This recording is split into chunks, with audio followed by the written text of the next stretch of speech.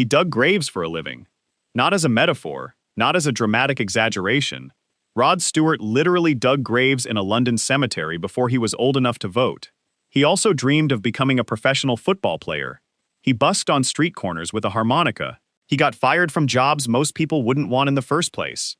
Critics said his career wouldn't survive the 1970s. Then they said it wouldn't survive the 80s. He sold over 250 million records anyway. He battled thyroid cancer and completely lost his voice. Then he battled prostate cancer and kept that a secret for 3 years. He was knighted by the Queen, and at 81 years old, he's still performing to sold-out arenas on a world tour he's calling One Last Time. By the end of this video, you'll understand why Rod Stewart didn't just survive the music industry. He mastered the one skill that almost every other rock star failed at: reinvention. This isn't just the story of Rod Stewart. It's the story of a man who refused to let any setback become his final chapter. Before music ever entered the picture, Roderick David Stewart wanted exactly one thing from life: to become a professional footballer. Growing up in North London in the 1950s, the youngest of 5 children in a working-class Scottish family, Rod wasn't thinking about stages or microphones. He was thinking about pitches and goals. His father, Robert, ran a newsagent's shop. His mother, Elsie, kept the house together. The Stewart family had moved down from Scotland before Rod was born, and football was practically a religion in the household. Rod was decent, good enough, in fact, to earn a trial at Brentford Football Club in the summer of 1960. He was 15 years old. A third-division club wasn't glamorous, but for a working-class kid from Highgate, it felt like a door to a different life. Here's the thing nobody tells you about that trial. Years later, Rod admitted in his autobiography that Brentford never called him back. He wasn't signed, he wasn't even close. His slight build worked against him at center half, and the club simply moved on. The football dream didn't end in dramatic fashion, it just quietly disappeared. So what does a 15-year-old with no qualifications and no prospects do in 1960 London? He takes whatever work he can find. Rod became a paper delivery boy, a silkscreen printer, a fence erector, and yes, reportedly, a gravedigger, though Rod himself later suggested that story may have been exaggerated by his publicist when he started getting famous. The truth is messier and more human than the legend. He was a young man bouncing between dead-end jobs, looking for something that felt right. Music found him before he found it. His father had bought him a guitar as a boy, seemingly on a whim. The Stewart family loved Al Jolson. They'd sing his songs around the house. Rod started collecting records, and when he heard Little Richard for the first time, something shifted. At 11, he picked up that guitar. By 15, he joined a skiffle group with his school friends called the Cool Cats. But nobody, Rod included, thought of it as a career. That started to change on the streets. Rod began busking with a harmonica around London. He wasn't great. He wasn't terrible.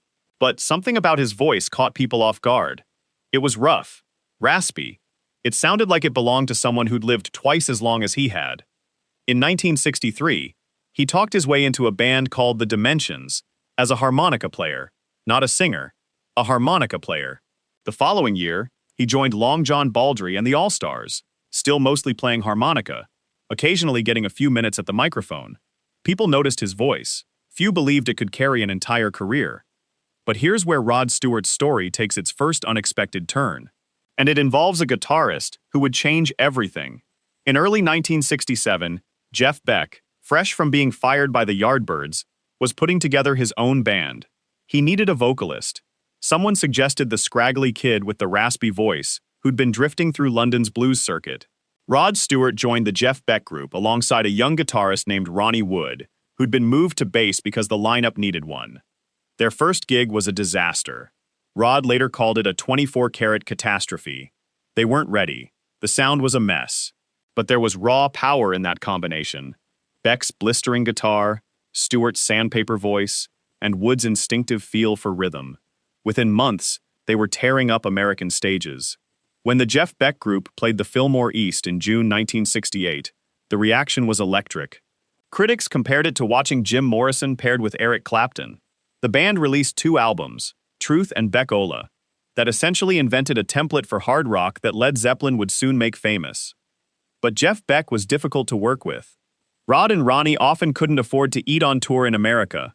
They reportedly had to steal eggs just to survive because they weren't getting paid properly.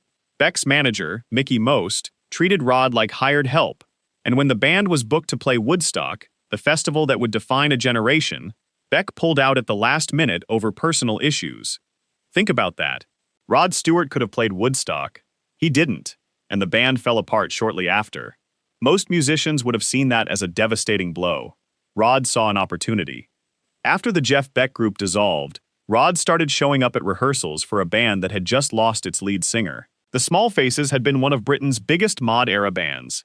But when Steve Marriott left to form Humble Pie, the remaining members, bassist Ronnie Lane, drummer Kenny Jones, and keyboardist Ian McLagan, were stranded without a frontman. Rod didn't audition in the traditional sense. He just kept turning up, hanging around, listening from upstairs. Eventually, the band realized what was obvious. They needed him. Ronnie Wood came along too, switching from bass back to guitar. They dropped the word small from the name, and the Faces were born. If you've never heard the Faces, you're missing one of rock's great contradictions. They were brilliant and sloppy at the same time. Their live shows were legendary, chaotic, boozy, unpredictable, and absolutely thrilling. Rod and Ronnie Wood developed a chemistry on stage that felt effortless. The band's third album, A Nod Is As Good As a Wink to a Blind Horse, became their commercial breakthrough. But here's the tension that would define this entire period. Rod was simultaneously building a solo career, and his solo records were outselling the Faces. In May 1971, Rod released his third solo album, Every Picture Tells a Story. The record was rough, loose, and packed with emotion. It sounded like a bar fight that turned into a love letter, and tucked inside it was a song that almost didn't exist. Maggie May was originally released as a B-side. The A-side was a cover of Tim Hardin's Reason to Believe. Nobody at the label thought the B-side was the hit, but radio stations started flipping the record over, and within weeks, Maggie May was the most played song in America. The single and the album hit #1 simultaneously in the United States and the United Kingdom. That had never happened before. Not to anyone. Rod Stewart went from being the frontman of a chaotic pub rock band to one of the biggest solo artists on the planet. He co-wrote Maggie May with guitarist Martin Quittenton, and the song was drawn from real life. Rod's own experience with an older woman at the Beaulieu Jazz Festival back in 1961. The mandolin part that makes the song so distinctive was played by Ray Jackson of Lindisfarne. Rod famously credited him on the album sleeve by writing, "The mandolin was played by the mandolin player in Lindisfarne. The name slips my mind." That tells you something about Rod Stewart in 1971. He was brilliant, careless, and completely magnetic. Critics expected a side project. He'd built an empire, and the Faces? They felt increasingly like his backing band. Ronnie Lane grew resentful. The internal tensions that made the Faces exciting on stage started corroding the band from within. By 1975, it was over. Rod went fully solo. Ronnie Wood joined the Rolling Stones, and an era ended. What came next is where most rock stars get into trouble. Fame on this scale creates a gravity that pulls you away from everything that made you interesting in the first place. Rod became a tabloid fixture. His relationships dominated headlines. His fashion choices, the spiky blonde hair, the leopard print jackets, the tight trousers, made him as much a visual icon as a musical one. He dated models. He married Alana Hamilton in 1979, then Rachel Hunter in 1990. The media painted him as a playboy, and Rod, to his credit, didn't exactly fight that image. But something was happening underneath the glamour that few people noticed. His music was changing. The raw, bluesy folk rock of his early albums gave way to disco-inflected pop. "Da Ya Think I'm Sexy?" in 1978 was a massive commercial hit and a critical disaster. Longtime fans felt betrayed. Rock purists called him a sellout. Here's what those critics missed. Rod Stewart wasn't abandoning his roots. He was doing what he'd always done, adapting, evolving, following his instincts, even when those instincts led him somewhere unfashionable. It's the same quality that would save his career multiple times over the next 4 decades. But in the moment, it looked like decline. The 80s brought more hits. Young Turks, Infatuation. Albums that sold millions but earned diminishing critical respect.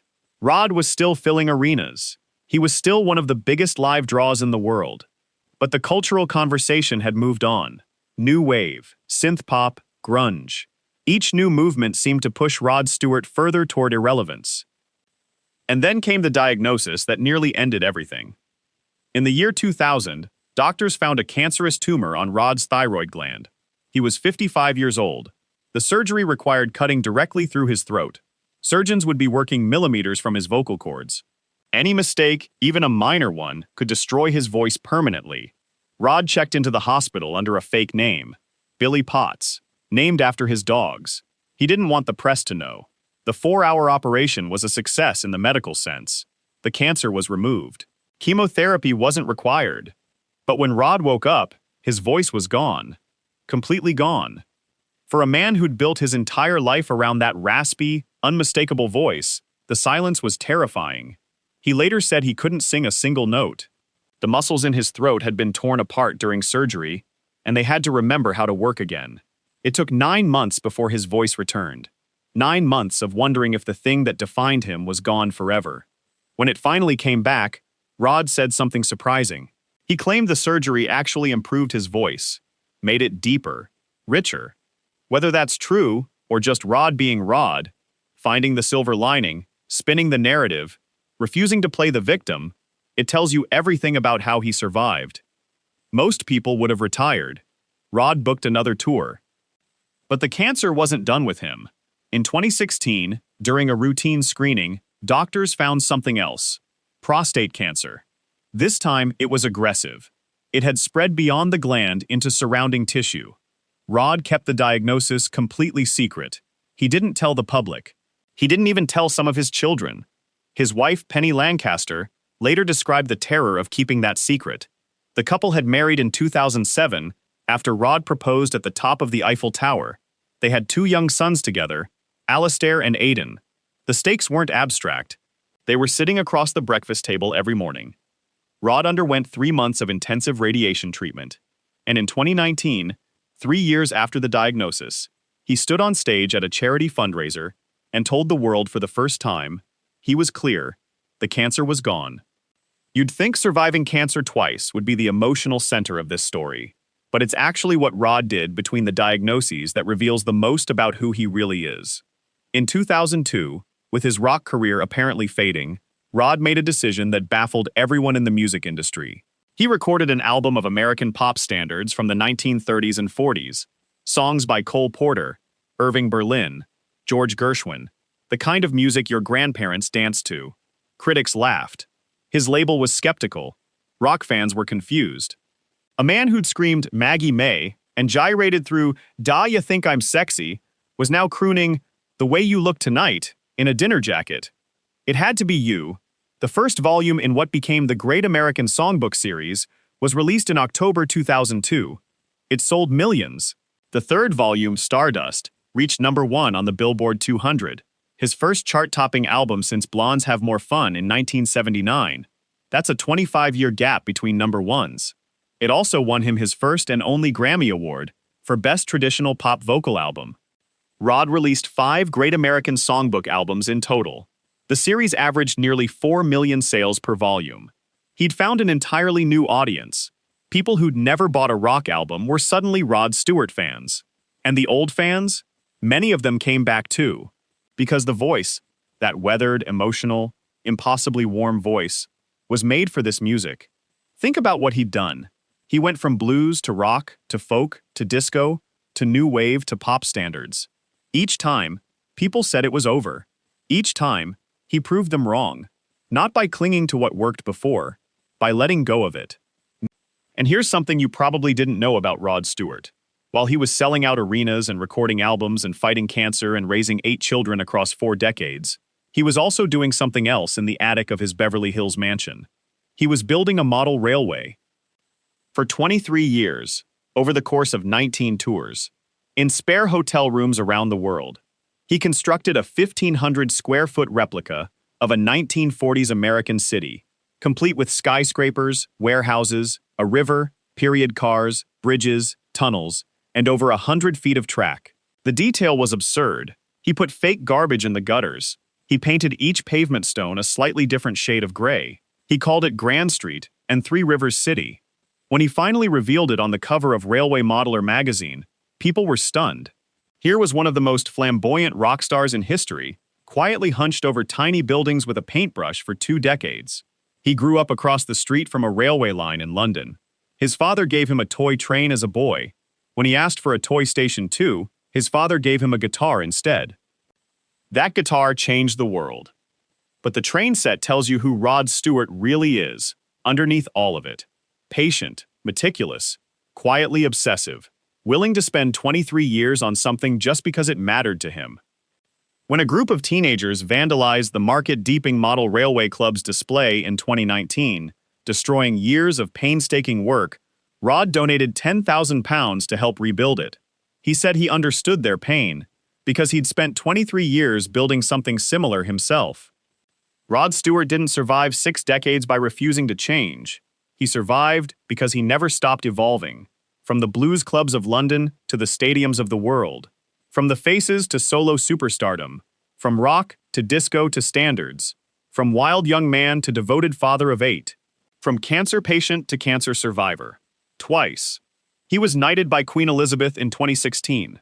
He's been inducted into the Rock and Roll Hall of Fame twice, once as a solo artist in 1994, and again with the Faces in 2012. He's sold somewhere between 120 million and 250 million records, depending on who's counting. He's had 10 #1 albums and 31 top 10 singles in the UK alone.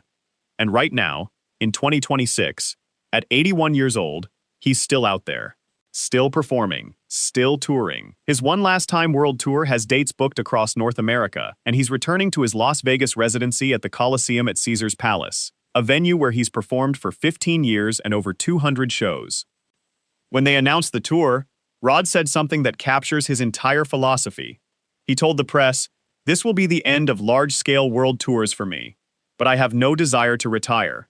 I love what I do, and I do what I love. I'm fit, have a full head of hair, and can run 100 meters in 18 seconds. He's 81. He's had cancer twice, and he's bragging about his sprint time. Remember the kid who dug graves and dreamed of football stadiums? He got his stadiums, just not the way he planned. Rod Stewart never became the footballer he wanted to be. Instead, he filled those same stadiums for an entirely different reason. He survived changing musical trends. He survived critics. He survived cancer. He survived fame itself. Most artists spend their careers trying to stay relevant. Rod Stewart spent his proving something far more difficult. That reinvention isn't a weakness. It's the only strategy that actually works. His father gave him a guitar when he asked for a toy train station. Decades later, he built both. The railway in his attic, the career that filled every stage in the world. Perhaps that's why new generations keep discovering his music. Not because he stayed the same, but because he always found a new way to surprise the world. And at 81, he's still not finished.